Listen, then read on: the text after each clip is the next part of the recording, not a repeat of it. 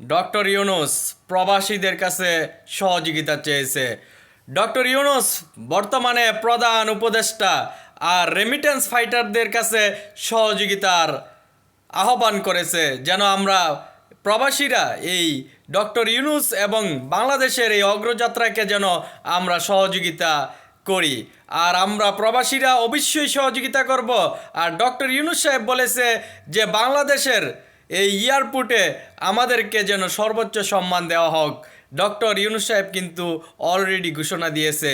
আর প্রবাসীদের কি দাবি ডক্টর ইউনূস বলেছে যে আমরা সেটা উপস্থাপন করি। আর আমাদের দাবি হলো আমরা ইনশাল্লাহ সর্বোচ্চ এই রেমিটেন্স টাকা আমরা ব্যাংকের মাধ্যমে পাঠাবো। আর আমাদের দাবি হলো আমরা দীর্ঘ 20 বছর 25 বছর যারা প্রবাসে থাকি তারা কিন্তু বাংলাদেশে গেলে অবশেষে তাদের কাছে টাকা থাকে না। আর আমরা দাবি জানাচ্ছি আমরা 10 বছর এবং 15 বছর এবং 20 বছর 25 বছর যারা ব্যাংকে টাকা পাঠাবে তাদেরকে যেন আমরা এই পেনশনের ব্যবস্থা করা হয়।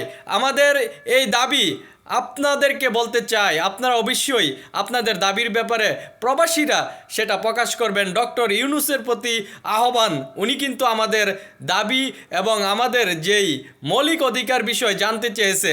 আমরা দাবি জানাচ্ছি ডক্টর ইউনূস সাহেবকে যে আমরা অঙ্গীকার করতে চাই, আমরা শপথ করতে চাই আপনাকে আমরা সহযোগিতা করব।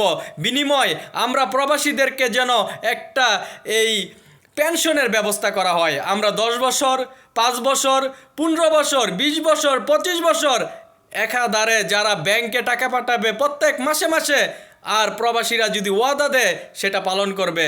এতএব ডক্টর ইউনূস সাহেবের প্রতি আমাদের উদারতা আহ্বান, আমরা রেমিটেন্স ফাইটাররা ডক্টর ইউনূস সাহেবকে অবশ্যই সহযোগিতা